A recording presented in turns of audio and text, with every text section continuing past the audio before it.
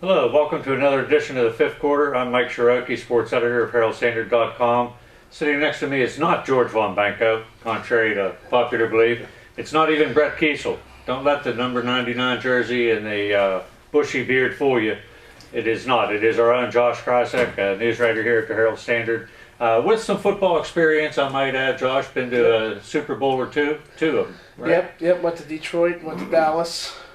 He knows a little bit about football, too. Played a little high school football in my time. We're here today to talk about the Baltimore Ravens at the Pittsburgh Steelers Sunday night, Heinz Field, 8:30, be there.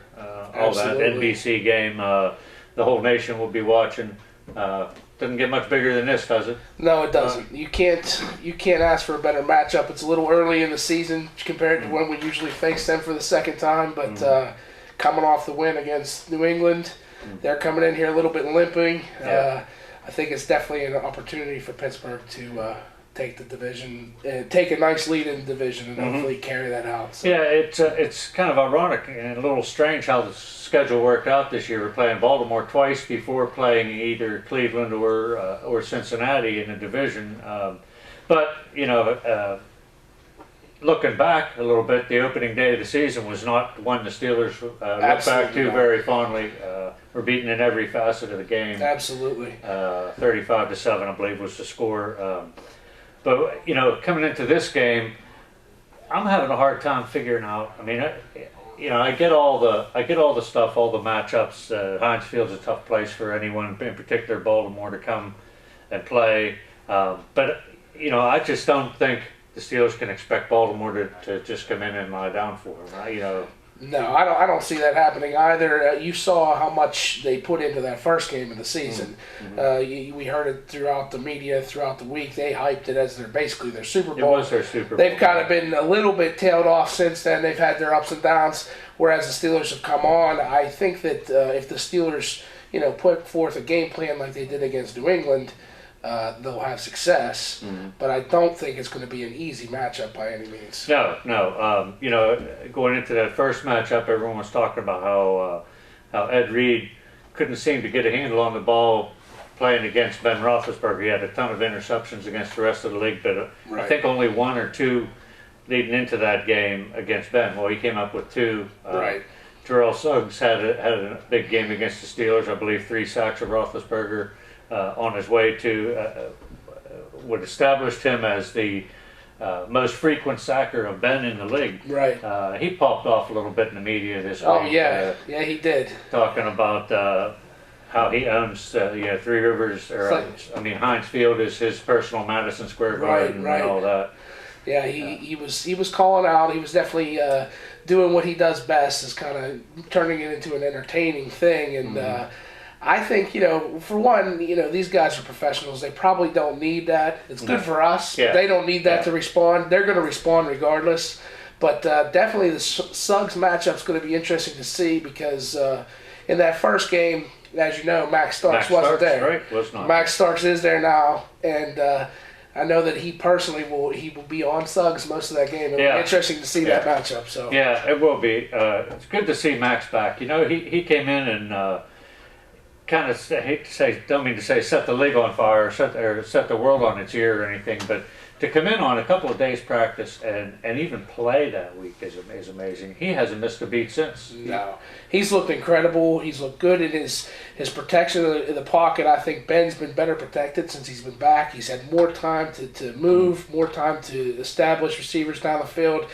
And the run game's looked okay. I mean, it's definitely still not where we would hope it to be at this point, but it's looked a little better. So. Yeah, I expect, even though Baltimore is very stout against the run, I expect the Steelers to try to pound it a little bit more this week than they did last week. Last week they were looking more to attack New England through the air. I think they're going to look to establish a ground game, establish not only Mendenhall but Redmond and probably even a little bit of Mewelde Moore, a third down back. Establish a ground game. Hopefully the defense can neutralize Baltimore's ground game and force Joe Flacco to start flinging them into which is, I think, where they need to go. I mean, Ray Rice, to me, is the key to shutting down their offense. You shut down Ray Rice, you put the ball into Flacco's hands, after Anquan Bolden, they got 2 rookie wide receivers. They got nobody else.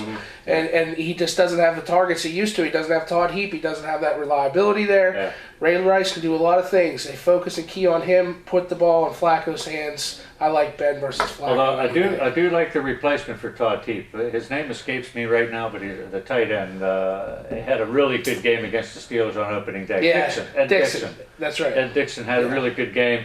And if you recall, first play of the game that Baltimore ran was a Ray Rice run that picked up, 30-some yards, I believe, on the first carry. Those are the things the Steelers have. I mean, obviously they're aware of it now. Yeah. But it's a lot. There's a lot at stake in this game. Sure, there is definitely, and it definitely is a lot going forward. I mean, it's nice to. I think the Steelers are fortunate to have the late bye coming up, get a lot of their players healthy. As you know, we've got a lot of injuries at linebacker. But the thing is, like you were just saying, the difference now between now and the beginning of the season is that middle's a little more shored up. I think Brett Kiesel, not that I'm an apologist or anything, but I think Brett Kiesel's really playing well, stuffing the run in the middle. Having a great year. And you've seen the running kind of calm down since Ed Rice. Yeah, and God love him, Aaron Smith. He may never play again for the Steelers. He was a liability earlier in the year. I think so too. He got hurt, but now it's Ziggy's time. I mean, Ziggy Hood has stepped in and helped shore up the run defense. Sure. Getting Casey Hampton back was great, even though the 2 backups, the 2 guys were in for him, Hokie and I can't remember the other guys. McClendon, both played well in his stead. Good to have the big guy back, the big snack, as he's down by his team. He's just a plug in there. He plugs up the middle, and he takes 2 bodies. Even if he's not pushing, he's taking up 2 bodies. So. I've heard a couple people commenting this week, Josh, that instead of the pressure being on the Steelers, since they're kind of a game down to Baltimore, actually the pressure's on Baltimore. They're coming to the hostile environment up here this time.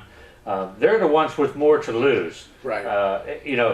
If they can, and more to win as well. Sure. If they can come in and beat the Steelers in Pittsburgh, have a series sweep, the Steelers would have to be at least a game, maybe 2 games ahead of them in order to get a higher seed and a bye week. Right. But the pressure may be getting on Baltimore because they haven't played real well as of late. They won last week. They had a home game against Arizona. Yes. Same team the Steelers basically dismantled a week earlier in Arizona.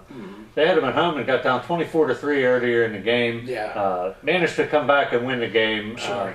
But there's a little bit of pressure on them, especially on their offense, to produce. I think so too, and I think that inconsistency you've seen out of their offense, it goes back to Flacco, who's shown flashes of greatness in his career, but also shown some real mediocrity. Yeah. And like you said, that last game, the game prior to that, the primetime game against Jacksonville, they looked awful. Right. Their team looked awful. The defense looked pretty good, but their offense just was inept. Yeah. So it was. So should be an interesting matchup this week. And of course the whole league's going to be watching. I've heard some people comparing, believe it or not, Joe Flacco to Ben Roethlisberger. They're trying to say he's like a younger Ben Roethlisberger. Well, I don't quite see that. No, I don't either. Ben came into the league, was immediately successful. Flacco has had some moderate success, but Ben's success came at times when it defined him. It defined him because his success came and he won 2 Super Bowls already. He made a 3rd appearance in the Super Bowl. He's coming into his prime. You've seen over the past 4 weeks, maybe the best 4 weeks of his career. He's been the NFL Offensive Player of the Week twice in the AFC. Yeah. He just is playing really well, really smart, limiting the bad decisions, and we all know from watching him for years, his escapability, all of those things that make him different. It's funny you mentioned the escapability because I went to Max Starks last week after the big win over New England and just put it out there kind of as a question to him. I said, it seemed, so maybe it was just me, but it seemed like Ben stayed in the pocket a lot more this week and was clean. New England really couldn't get to him. I said, was that the part of the design of the offense to keep him in the pocket? And he said, well, no, maybe it's just that we block better for him. Yeah, exactly. Which is true. The offensive line is coming together at a good time, and by Max's own admission, the longer we play together, the better it's going to get. I think so too. So things are looking good. You want to throw a prediction out? on this game? Yeah, I think that you're going to see the Steelers' offense continue to do what they've been doing, even though we're going to play a better defensive team. I think you're going to see some success there. You're going to see them, like you said, establish a ground game, try to move the ball through the air. I think Mike Wallace will have a good game against Ladarius Webb. I think our defense will make it through against not the best offense for Baltimore. I think Pittsburgh will win 27-16. Okay, that's a big score. Yeah, I do. I think it's going to be a little bit closer than that. I do like the Steelers to win the game. I just see the Baltimore defense probably making a play or two in this game. I don't think it's going to be enough. I think I agree with you. The Steelers defense is far from healthy, but healthy enough, I believe, to get past Baltimore's offense. Look for you may have James Harrison back in the lineup this week, which is always a good thing. Absolutely. So I'm looking for the Steelers to win maybe 24-21. So, and I guess that will pretty much wrap up this edition of the fifth quarter. I want to thank Josh for stepping in here short notice. George Von Benko could not make it in today. So that'll wrap up this edition, and we will talk to you next time, and we will be reviewing the Baltimore at Steelers game this Sunday. We'll get to that next week. Thanks for tuning in. Thank you.